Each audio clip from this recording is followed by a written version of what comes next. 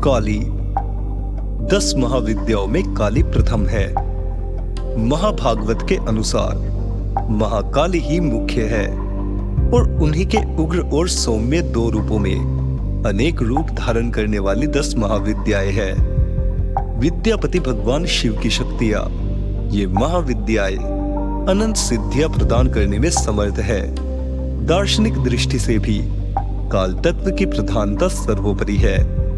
इसलिए महाकाली या काली ही समस्त विद्याओं की आदि है, अर्थात उनकी विद्या में विभूतियां ही महाविद्याएं हैं। ऐसा लगता है कि महाकाल की प्रियतमा काली ही अपने दक्षिण और वाम रूपों में 10 महाविद्याओं के नाम से विख्यात हुई। बृहन्नील तंत्र में कहा गया है कि रक्त और कृष्ण भेद से काली ही 2 रूपों में अधिष्ठित है। कृष्णा का नाम दक्षिणा और रक्त वर्णा का नाम सुंदरी है। कालिका पुराण में कथा आती है कि एक बार हिमालय पर अवस्थित मतंग मुनि के आश्रम में जाकर देवताओं ने महामाया की स्तुति की। स्तुति से प्रसन्न होकर मतंग वनिता के रूप में भगवती ने देवताओं को दर्शन दिया और पूछा कि तुम लोग किसकी स्तुति कर रहे हो। उसी समय देवी के शरीर से काले पहाड़ के समान वर्ण वाली एक और दिव्य नारी का प्राकट्य हुआ। उस महातेजस्विनी ने स्वयं ही देवताओं की ओर से उत्तर दिया कि ये लोग मेरा ही स्तवन कर रहे हैं। वे काजल के समान कृष्णा थी, इसीलिए उनका नाम काली पड़ा। दुर्गा सप्तशती के अनुसार एक बार शुंभ निशुंभ के अत्याचार से व्यथित होकर देवताओं ने हिमालय पर जाकर देवी सूक्त से देवी की स्तुति की। तब गौरी की देह से कौशिकी का प्राकट्य हुआ। कौशिकी के अलग होते ही अंबा पार्वती का स्वरूप कृष्ण हो गया, जो काली नाम से विख्यात हुई। काली को नील रूपा होने के कारण तारा भी कहते हैं। नारद 5 रात्र के अनुसार एक बार काली के मन में आया कि वे पुनः गोरी हो जाए। यह सोचकर वे अंतर्धान हो गई।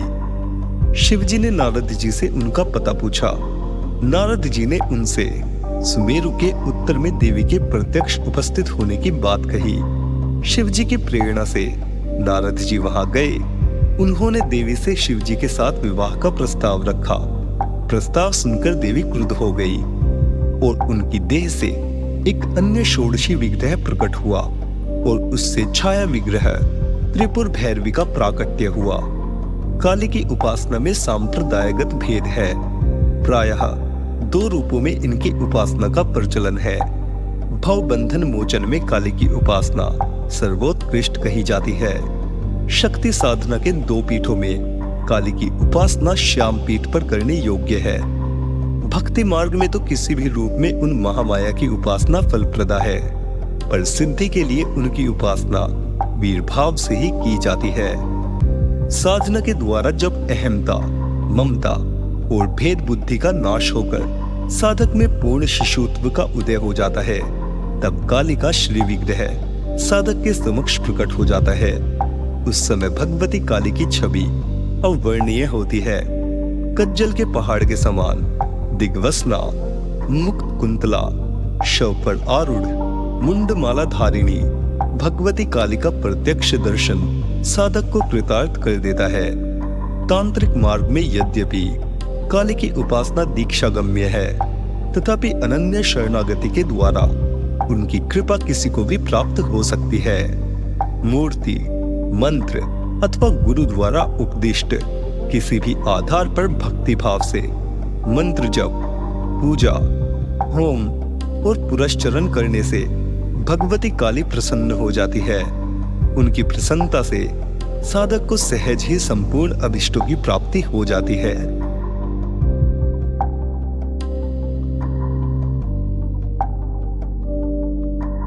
तारा। भगवती काली को ही नील रूपा होने के कारण तारा भी कहा गया है। वचनांतर से तारा नाम का रहस्य यह भी है कि यह सर्वदा मोक्ष देने वाली यानी तारने वाली है, इसलिए इन्हें तारा कहा जाता है।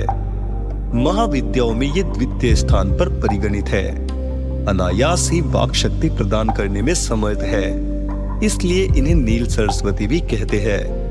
भयंकर विपत्तियों से भक्तों की रक्षा करती है, इसलिए उग्र तारा है। बृहन्नील तंत्र आदि ग्रंथों में भगवती तारा के स्वरूप की विशेष चर्चा है। हयग्रीव का वध करने के लिए इन्हें नील विग्रह प्राप्त हुआ था।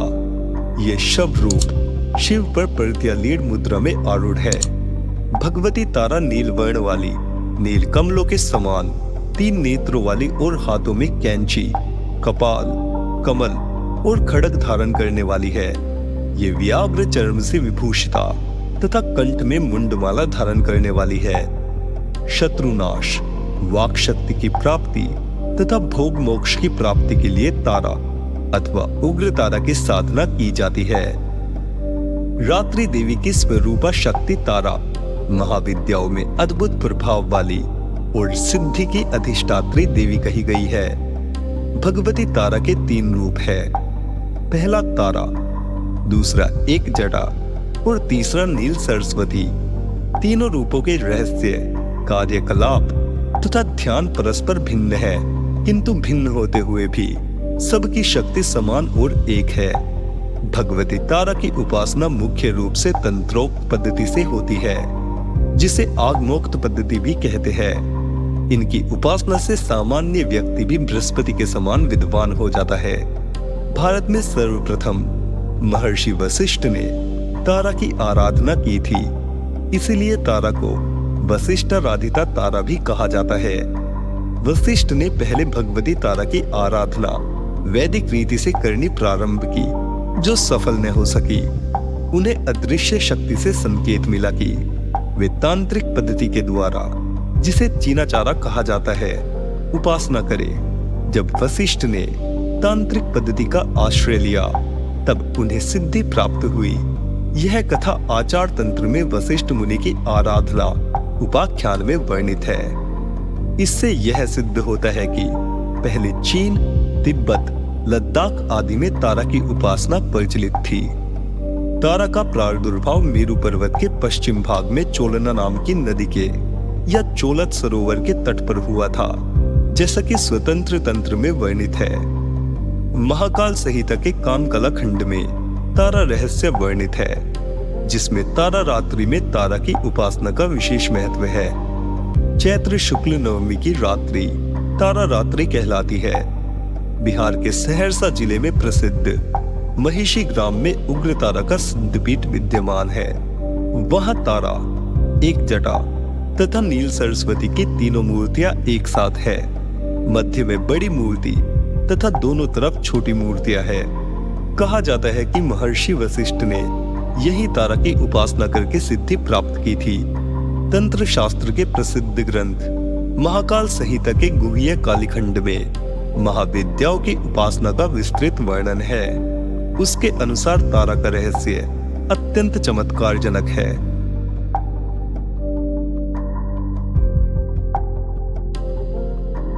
छिन्नमस्ता परिवर्तनशील जगत का अधिपति कबंध है और उसकी शक्ति ही छिन्नमस्ता है। विश्व की वृद्धि ह्रास तो सदैव होती रहती है। जब ह्रास की मात्रा कम और विकास की मात्रा अधिक होती है, तब भुवनेश्वरी का प्राकट्य होता है।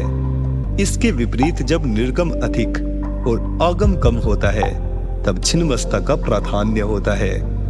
भगवती छिन्नमस्ता का स्वरूप अत्यंत ही गोपनीय है। इसे कोई अधिकारी साधक ही जान सकता है। महाविद्याओं में इनका तीसरा स्थान है। इनके प्रादुर्भाव की कथा इस प्रकार है। एक बार भगवती भवानी अपनी सहचरी जया और विजया के साथ मंदाकिनी में स्नान करने के लिए गई। स्नानोपरांत शुद्धाग्नि से पीड़ित होकर वे कृष्ण वर्ण की हो गई। उस समय उनकी सहचरियों ने भी उनसे कुछ भोजन करने के लिए मांगा। देवी ने उनसे कुछ समय प्रतीक्षा करने के लिए कहा। थोड़ी देर प्रतीक्षा करने के बाद सहचरियों ने जब पुनः भोजन के लिए निवेदन किया, तब देवी ने उनसे कुछ देर और प्रतीक्षा करने के लिए कहा।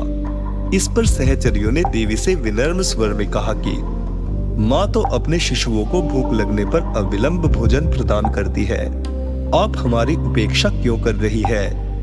अपने सहचरियों के मधुर वचन सुनकर कृपामयी देवी ने अपने खड्ग से अपना सिर काट दिया। कटा हुआ सिर देवी के बाएं हाथ में आ गिरा और उनके कबंध से रक्त की 3 धाराएं प्रवाहित हुई। वे 2 धाराओं को अपनी दोनों सहचरियों की ओर प्रवाहित कर दी, जिसे पीती हुई दोनों प्रसन्न होने लगी और तीसरी धारा को देवी स्वयं पान करने लगी। तभी से देवी छिन्नमस्ता के नाम से प्रसिद्ध हुई।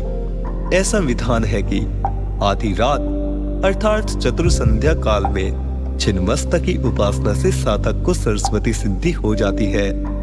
शत्रु विजय, समूह स्तंभन, राज्य प्राप्ति और दुर्लभ मोक्ष की प्राप्ति के लिए छिन्नमस्ता की उपासना अमोघ है। छिन्नमस्ता का आध्यात्मिक स्वरूप अत्यंत महत्वपूर्ण है। छिन्न यज्ञ शीर्ष के प्रतीक ये देवी श्वेत कमल पीठ पर खड़ी है। दिशाएं ही इनके वस्त्र है। इनकी नाभि में योनि चक्र है। कृष्ण यानी तम और रक्त यानी रज, इन गुणों की देविया इनकी सहचर्या है। ये अपना शीश काटकर भी जीवित है। यह अपने आप में पूर्ण अंतर्मुखी साधना का संकेत है। विद्वानों ने इस कथा में सिद्धि की चरम सीमा का निर्देश माना है। योग शास्त्र में 3 ग्रंथियां बताई गई है, जिनके भेदन के बाद योगी को पूर्ण सिद्धि प्राप्त होती है। इन्हें ब्रह्म ग्रंथि, विष्णु ग्रंथि तथा रुद्र ग्रंथि कहा गया है। मूलाधार में ब्रह्म ग्रंथि, मणिपुर में विष्णु ग्रंथि तथा आज्ञा चक्र में रुद्र ग्रंथि का स्थान है। इन ग्रंथियों के भेदन से ही अद्वैतानंद की प्राप्ति होती है। योगियों का ऐसा अनुभव है कि मणिपुर चक्र के नीचे की नाड़ियों में ही काम और रति का मूल है। उसी पर छिन्ना महाशक्ति आरूढ़ है। इसका ऊर्ध्व प्रवाह होने पर रुद्र ग्रंथि का भेदन होता है। छिन्नमस्ता का वज्र वैरोचनी नाम शाक्तो, बौद्धों तथा जैनों में समान रूप से प्रचलित है। देवी की दोनों सहचर्या रजोगुण तथा तमोगुण की प्रतीक है। कमल विश्व प्रपंच है और कामरति चिदानंद की स्थूल वृत्ति है। वृद्धारण्यक की अश्वशीर विद्या, शाक्तों की हयग्रीव विद्या तथा गणपत्यों के छिन्न शीर्ष गणपति का रहस्य भी छिन्नमस्ता से ही संबंधित है। हिरण्यकशिपु, वैरोचन आदि छिन्नमस्ता के ही उपासक थे। इसीलिए इन्हें वज्र वैरोचनिया कहा गया है। वैरोचन अग्नि को कहते हैं। अग्नि के स्थान मणिपुर में छिन्नमस्ता का ध्यान किया जाता है और वज्र नाड़ी में इनका प्रवाह होने से इन्हें वज्र वैरोचनिया कहते हैं। श्री भैरव तंत्र में कहा गया है कि इनकी आराधना से साधक जीव भाव से मुक्त होकर शिव भाव को प्राप्त कर लेता है।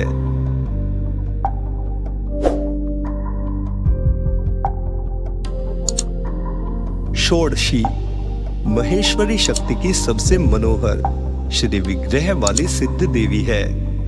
महाविद्याओं में इनका चौथा स्थान है। 16 अक्षरों के मंत्र वाली इन देवी की अंग कांति उदीयमान सूर्यमंडल की आभा की भांति है। इनकी 4 भुजाएं एवं 3 नेत्र है। ये शांत मुद्रा में लेटे हुए सदा शिव पर स्थित कमल के आसन पर आसीन है। इनके चारों हाथों में क्रमशः पाश, अंकुश, धनुष और बाण सुशोभित है। वर देने के लिए सदा सर्वदा तत्पर भगवती का श्री विग्रह सौम्य और हृदय दया से आपूरित है। जो इनका आश्रय ग्रहण कर लेते हैं उनमें और ईश्वर में कोई भेद नहीं रह जाता है। वस्तुतः इनकी महिमा अवर्णनीय है। संसार के समस्त मंत्र तंत्र इनकी आराधना करते हैं। भक्तों को ये प्रसन्न होकर सब कुछ दे देती है। अभीष्ट तो सीमित अर्थवाच्य है। प्रशांत हिरण्य गर्भ ही शिव है और उन्हीं की शक्ति षोडशी है। तंत्र शास्त्रों में षोडशी देवी को पंचवक्त्र अर्थात 5 मुखों वाली बताया गया है। चारों दिशाओं में 4 और एक ऊपर की ओर मुख होने से इन्हें पंचवक्त्रा कहा जाता है। देवी के 5 मुख तत्पुरुष, सद्योजात, वामदेव, अघोर और ईशान शिव के 5 रूपों के प्रतीक है। 5 दिशाओं के रंग क्रमशः हरित, रक्त, धूम्र, नील और पीत होने से ये मुख भी उन्हीं रंगों के हैं। देवी के 10 हाथों में क्रमशः अभय, टंक, शूल, वज्र, पाश, खड्ग, अंकुश, घंटा, नाग और अग्नि है। इनमें षोडश कलाएं परिपूर्ण रूप से विकसित है, अतएव ये षोडशी कहलाती है। षोडशी को श्री विद्या भी माना जाता है। इनके ललिता, राजराजेश्वरी, महात्रिपुर सुंदरी, बाला पंचदशी आदि अनेक नाम है। इन्हें आद्य शक्ति माना जाता है। अन्य विद्याएं भोग या मोक्ष में से एक ही देती है। ये अपने उपासक को भक्ति और मुक्ति दोनों प्रदान करती है। इनके स्थूल, सूक्ष्म, पर तथा तुरीय 4 रूप है। एक बार परम्बा पार्वती जी ने भगवान शिव से पूछा, भगवान, आपके द्वारा प्रकाशित तंत्र शास्त्र की साधना से जीव के आदि व्याधि, शोक, संताप, दीनताहीनता तो दूर हो जाएंगे, किंतु गर्भवास और मरण के असह्य दुख की निवृत्ति तो इससे नहीं होगी। कृपा करके इस दुख से निवृत्ति और मोक्ष पद की प्राप्ति का कोई उपाय बताइए। परम कल्याणमयी परंपरा के अनुरोध पर भगवान शंकर ने षोडशी श्री विद्या साधना प्रणाली को प्रकट किया। भगवान शंकराचार्य ने भी श्री विद्या के रूप में इन्हीं षोडशी देवी की उपासना की थी। इसीलिए आज भी सभी शांकर पीठों में भगवती षोडशी, राजराजेश्वरी, त्रिपुर सुंदरी की श्री यंत्र के रूप में आराधना चली आ रही है। भगवान शंकराचार्य ने सौंदर्य लहरी में षोडशी श्री विद्या की स्तुति करते हुए कहा है कि अमृत के समुद्र में एक मणि का द्वीप है, जिसमें कल्प वृक्षों की बारी है, नवरत्नों के 9 परकोटे हैं। उस वन में चिंतामणि से निर्मित महल में ब्रह्ममय सिंहासन है, जिसमें पंचभूते के देवता ब्रह्मा, विष्णु, रुद्र और ईश्वर आसन के पाए हैं, और सदाशिव फलक है। सदाशिव के नाभि से निर्गत कमल पर विराजमान भगवती षोडशी त्रिपुर सुंदरी का जो ध्यान करते हैं वे धन्य है। भगवती के प्रभाव से उनके भोग और मोक्ष दोनों सहज ही उपलब्ध हो जाते हैं। भैरव यामल तथा शक्ति लहरी में इनकी उपासना का विस्तृत परिचय मिलता है। दुर्वासा इनके परमाराधक थे। इनकी उपासना श्री चक्र में होती है।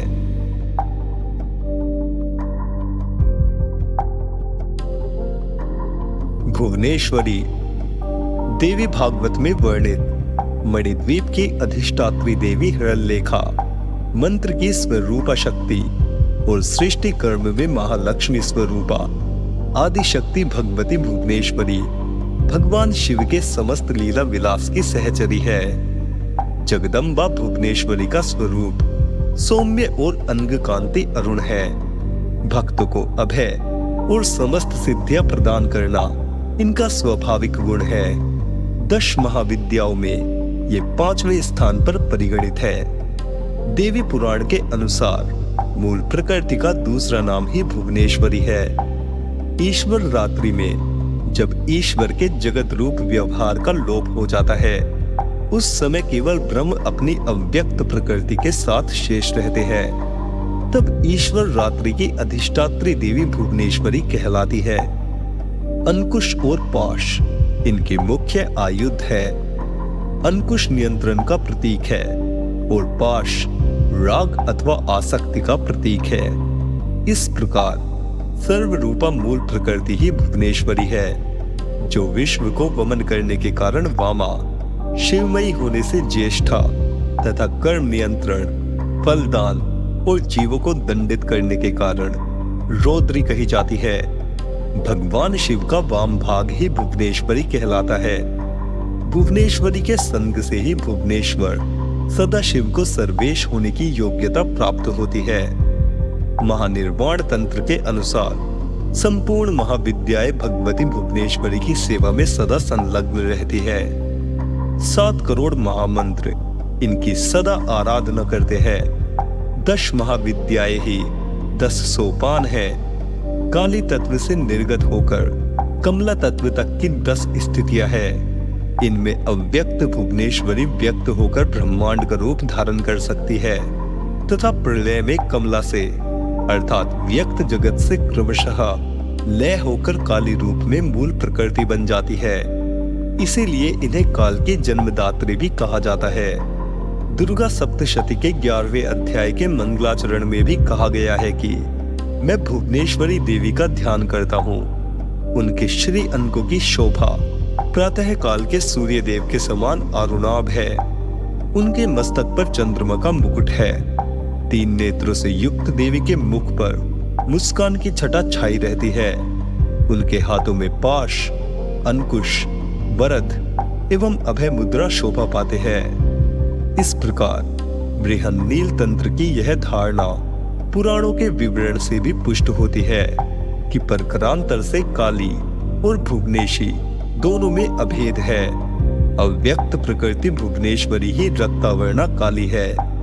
देवी भागवत के अनुसार दुर्गम नामक दैत्य के अत्याचार से संतप्त होकर देवताओं और ब्राह्मणों ने हिमालय पर सर्व कारण स्वरूपा भगवती भुवनेश्वरी की आराधना की थी।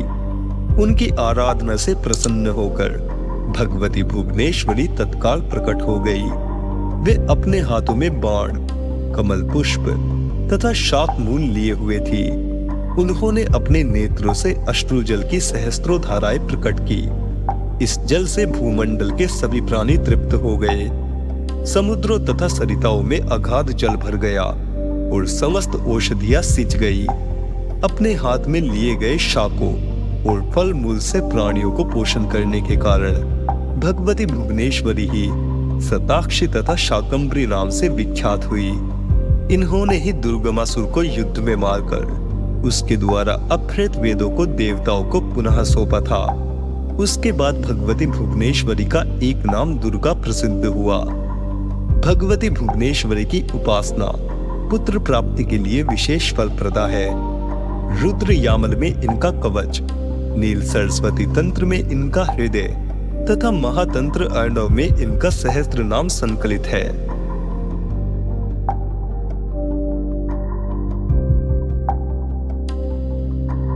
त्रिपुर भैरवी क्षयमान विश्व के अधिष्ठान दक्षिणामूर्ति काल भैरव है। उनकी शक्ति ही त्रिपुर भैरवी है। ये ललिता या महात्रिपुर सुंदरी की रतवाहिनी है। ब्रह्मांड पुराण में इन्हें गुप्त योगिनियों की अधिष्ठात्री देवी के रूप में चित्रित किया गया है। मत्स्य पुराण में इनके त्रिपुर भैरवी, कोलेश भैरवी, रुद्र भैरवी, चैतन्य भैरवी तथा नित्या भैरवी आदि रूपों का वर्णन प्राप्त होता है। इंद्रियों पर विजय और सर्वत्र उत्कृष्ट की प्राप्ति हेतु त्रिपुर भैरवी की उपासना का वर्णन शास्त्रों में मिलता है। महाविद्याओं में इनका 6ठा स्थान है। त्रिपुर भैरवी का मुख्य उपयोग घोर कर्म में होता है। इनके ध्यान का उल्लेख दुर्गा सप्तशती के 3रे अध्याय में महिषासुर वध के प्रसंग में हुआ है। इनका रंग लाल है। ये लाल वस्त्र पहनती है, गले में मुंडमाला धारण करती है और स्तनों पर रक्त चंदन का लेप करती है। ये अपने हाथों में जपमाला, पुस्तक तथा वर और अभय मुद्रा धारण करती है। ये कमलासन पर विराजमान है। भगवती त्रिपुर भैरवी ने ही मधुपान करके महिष का हृदय वृतीन किया था। रुद्यामल एवं भैरवी कुल सर्वस्व में इनकी उपासना तथा कवच का उल्लेख मिलता है। संकटों से मुक्ति के लिए भी इनकी उपासना करने का विधान है। घोर कर्म के लिए काल की विशेष अवस्था जनित मानव को शांत कर देने वाली शक्ति को ही त्रिपुर भैरवी कहा जाता है। इनका अरुण वर्ण विमर्श का प्रतीक है। इनके गले में सुशोभित मुंडमाला ही वर्णमाला है। देवी के रक्त लिप्त पयोधर रजोगुण संपन्न सृष्टि प्रक्रिया के प्रतीक है। अक्ष जपमाला वर्ण समान माय की प्रतीक है। पुस्तक ब्रह्म विद्या है। त्रिनेत्र वेद त्रयी है तथा सिमति हास करुणा है। आगम ग्रंथों के अनुसार त्रिपुर भैरवी एकाक्षर रूप प्रणव है। इनसे संपूर्ण भुवन प्रकाशित हो रहे हैं तथा अंत में इन्हीं में लय हो जाएंगे। आ से लेकर विसर्ग तक 16 वर्ण भैरव कहलाते हैं। तथा क से क्ष तक के वर्ण योनि अथवा भैरवी कहे जाते हैं। स्वच्छंदोद्योत के प्रथम पटल में इस पर विस्तृत प्रकाश डाला गया है। यहाँ पर त्रिपुर भैरवी को योगीश्वरी रूप में उमा बतलाया गया है। इन्होंने भगवान शंकर को पति रूप में प्राप्त करने के लिए कठोर तपस्या करने का दृढ़ निर्णय लिया था। बड़े बड़े ऋषि मुनि भी इनकी तपस्या को देखकर दंग रह गए। इससे सिद्ध होता है कि भगवान शंकर की उपासना में निरत उमा का दृढ़ निश्चय स्वरूप ही त्रिपुर भैरवी का परिचायक है। त्रिपुर भैरवी की स्तुति में कहा गया है कि भैरवी सूक्ष्म वाक तथा जगत के मूल कारण की अधिष्ठात्री है। त्रिपुर भैरवी के अनेक भेद हैं, जैसे सिद्ध भैरवी, चैतन्य भैरवी, भुवनेश्वरी भैरवी, कमलेश्वरी भैरवी, कामेश्वरी भैरवी, शतकूटा भैरवी, नित्या भैरवी, कालेशी भैरवी, रुद्र भैरवी आदि। सिद्ध भैरवी उत्तरायण माय पीठ की देवी है। नित्य भैरवी पश्चिमायण माय पीठ की देवी है। इनके उपासक स्वयं भगवान शिव है। रुद्र भैरवी दक्षिणायण माय पीठ की देवी है। इनके उपासक भगवान विष्णु है। त्रिपुर भैरवी के भैरव वटुक है। मुंडमाला तंत्र अनुसार त्रिपुर भैरवी को भगवान नरसिंह की अभिन्न शक्ति बताया गया है। सृष्टि में परिवर्तन होता रहता है। इसका मूल कारण आकर्षण विकर्षण है। इस सृष्टि के परिवर्तन में क्षण क्षण में होने वाली भावी क्रिया की अधिष्ठात्र शक्ति ही वैदिक दृष्टि से त्रिपुर भैरवी कही जाती है। त्रिपुर भैरवी की रात्रि का नाम काल रात्रि तथा भैरव का नाम काल भैरव है।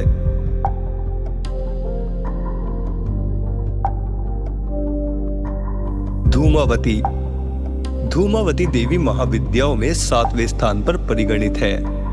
इनके संदर्भ में कथा आती है कि एक बार भगवती पार्वती भगवान शिव के साथ कैलाश पर्वत पर बैठी हुई थी। उन्होंने महादेव से अपनी क्षुधा का निवारण करने का निवेदन किया।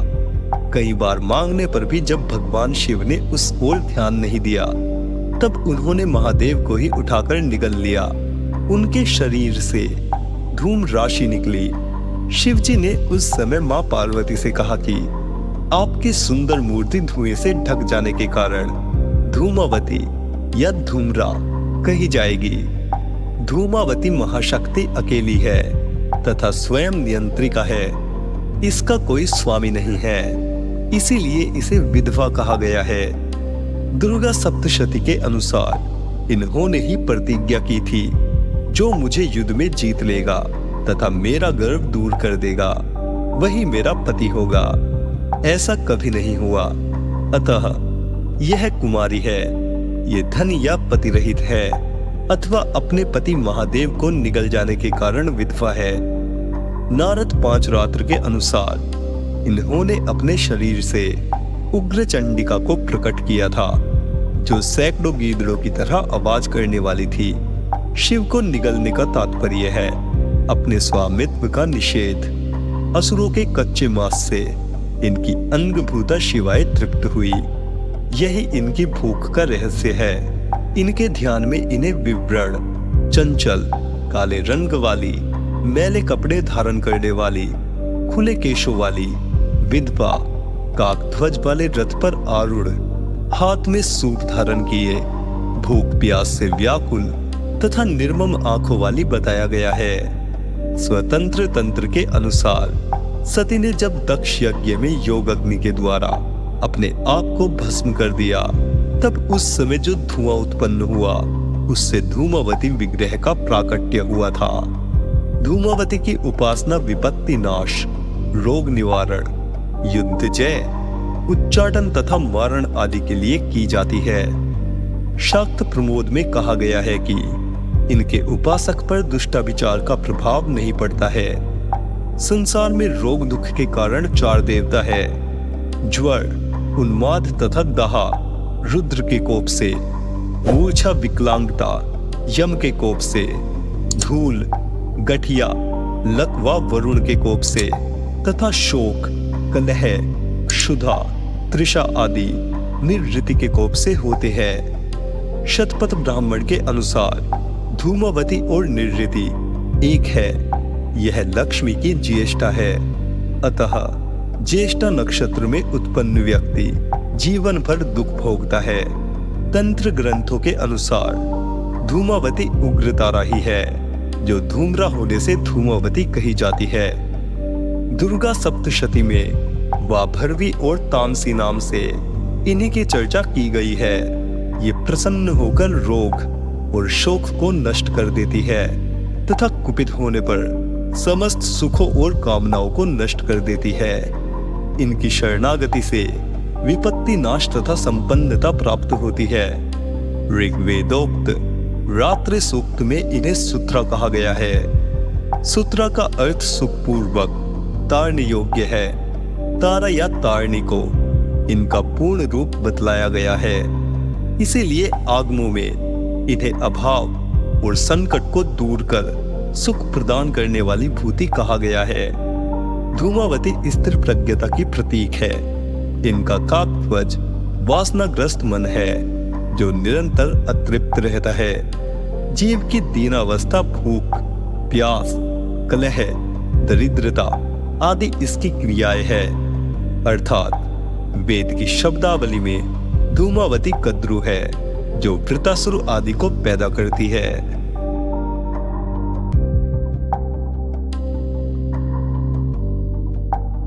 बगलामुखी व्यष्टि रूप में शत्रुओं को नष्ट करने की इच्छा रखने वाली तथा समष्टि रूप में परमात्मा की संहार शक्ति ही बगला है। पीताम्बरा विद्या के नाम से विख्यात बगलामुखी की साधना प्रायः शत्रु भय से मुक्ति और वाक सिद्धि के लिए की जाती है। इनकी उपासना में हरिद्रा माला, पीत पुष्प एवं पीत वस्त्र का विधान है। महाविद्याओं में इनका 8वां स्थान है। इनके ध्यान में बताया गया है कि ये सुधा समुद्र के मध्य में स्थित मणिमय मंडप में रत्नमय सिंहासन पर विराज रही है। ये पीत वर्ण के वस्त्र, पीत आभूषण तथा पीले पुष्पों की ही माला धारण करती है। इनके एक हाथ में शत्रु की जीभा और दूसरे हाथ में मुद्गर है। स्वतंत्र तंत्र के अनुसार भगवती बगलामुखी के प्रादुर्भाव की कथा इस प्रकार है। सतयुग में संपूर्ण जगत को नष्ट करने वाला भयंकर तूफान आया। प्राणियों के जीवन पर आए संकट को देखकर भगवान महाविष्णु चिंतित हो गए।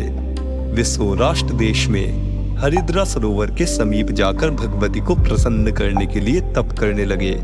श्री विद्या ने उस सरोवर से बगलामुखी रूप में प्रकट होकर उन्हें दर्शन दिया तथा विध्वंसकारी तूफान का तुरंत स्तंभन कर दिया।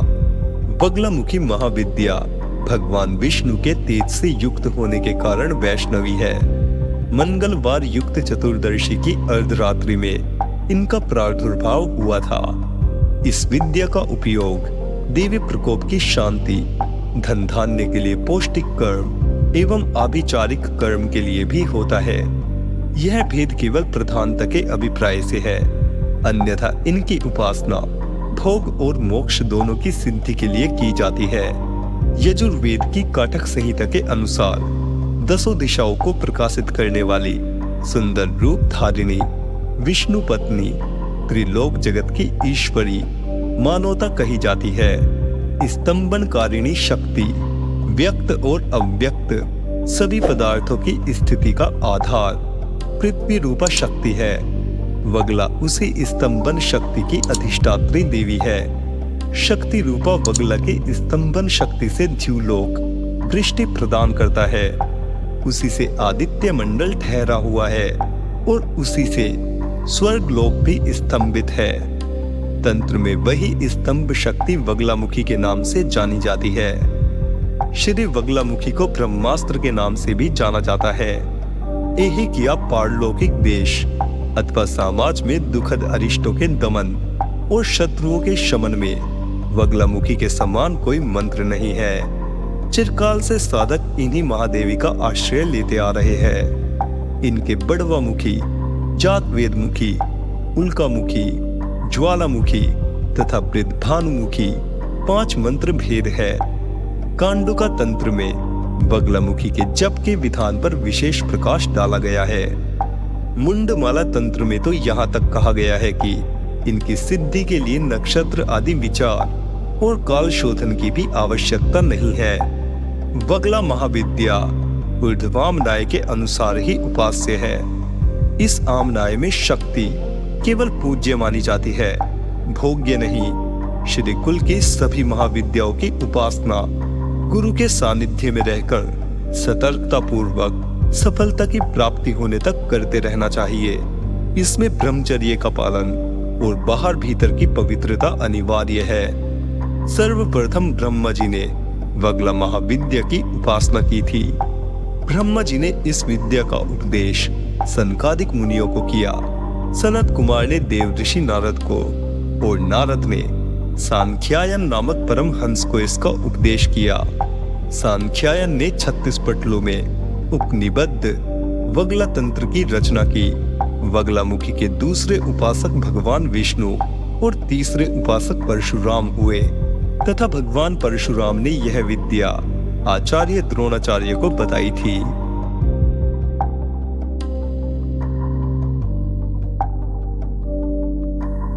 मातंगी। मातंग शिव का नाम है। इनकी शक्ति मातंगी है।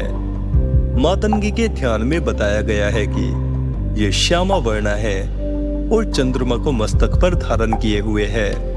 भगवती मातंगी त्रिनेत्रा रत्न में सिंहासन पर आसीन, नीलकमल के समान कांति वाली तथा राक्षस समूह रूप आरण्य को भस्म करने में दावानल के समान है। इन्होंने अपनी 4 भुजाओं में पाश, अंकुश, खेटक और खड्ग धारण किया है। ये असुरों को मोहित करने वाली एवं भक्तों को अभीष्ट फल देने वाली है।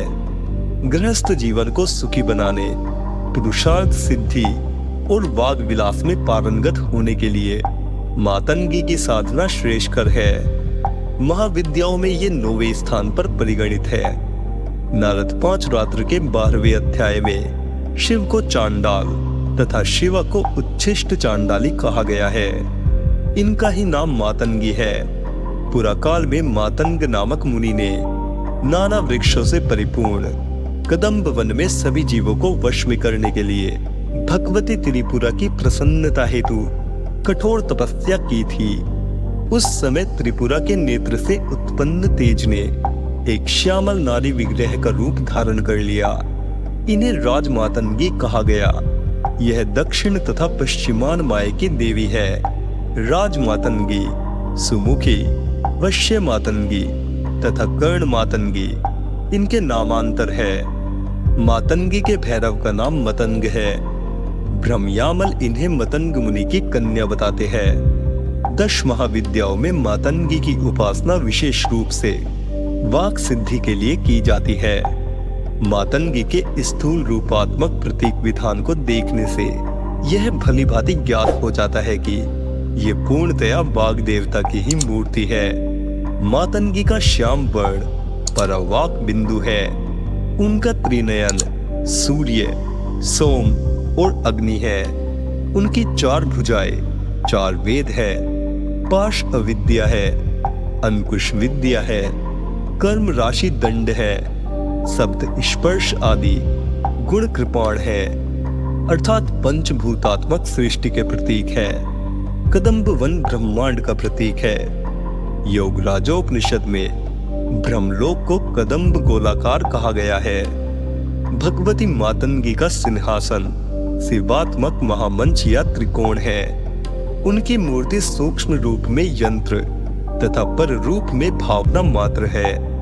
दुर्गा सप्तशती के 7वें अध्याय में भगवती मातंगी के ध्यान का वर्णन करते हुए कहा गया है कि वे रत्न में सिंहासन पर बैठकर पढ़ते हुए तोते का मधुर शब्द सुन रही है। उनके शरीर का वर्ण श्याम है। वे अपना एक पैर कमल पर रखी हुई है। अपने मस्तक पर अध्र चंद्र तथा गले में कलहार पुष्पों की माला धारण करती है। वीणा बजाती हुई भगवती मातंगी के अंग में कसी हुई चोली शोभा पा रही है। वे लाल रंग की साड़ी पहने तथा हाथ में शंख में पात्र लिए हुए है। उनके बदन पर मधु का हल्का हल्का प्रभाव जान पड़ता है और ललाट में बिंदी शोभा पा रही है। इनकी वल्ल की धारण करना नाद का प्रतीक है। तोते का पढ़ना रीम वर्ण का उच्चारण करना है, जो बीजाक्षर का प्रतीक है। कमल वर्णात्मक सृष्टि का प्रतीक है। शंख पात्र ब्रह्मरंध्र तथा मधु अमृत का प्रतीक है। रक्त वस्त्र अग्नि या ज्ञान का प्रतीक है। वाग देवी के अर्थ में मातंगी यदि व्याकरण रूपा है तो शुक शिक्षा का प्रतीक है। चार भुजाएं वेद चतुष्टय है। इस प्रकार तांत्रिकों की भगवती मातंगी महाविद्या वैदिकों की सरस्वती ही है। तंत्र ग्रंथों में इनकी उपासना का विस्तृत वर्णन प्राप्त होता है।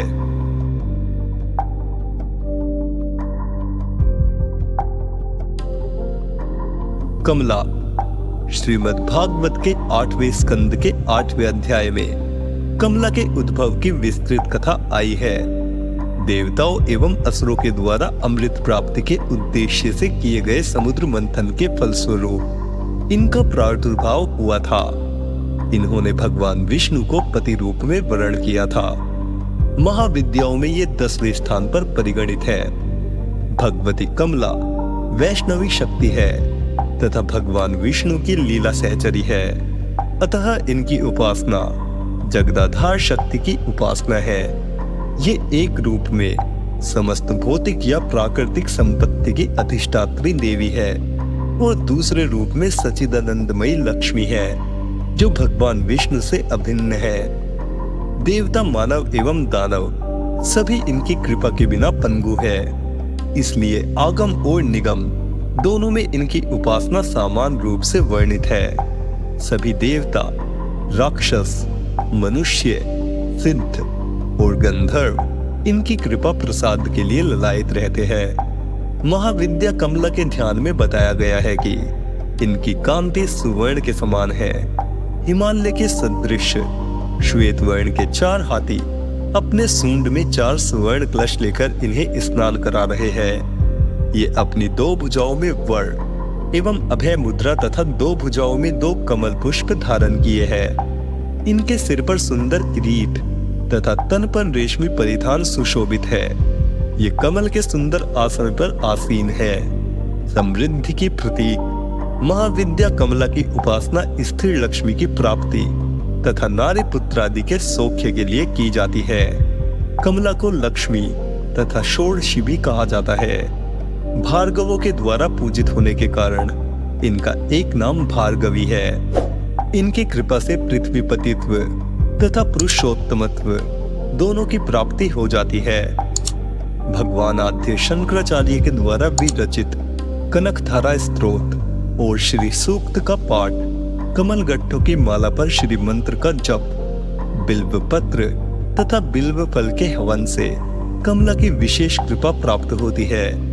स्वतंत्र तंत्र में कोलासुर के वध के लिए इनका प्रादुर्भाव होना बताया गया है।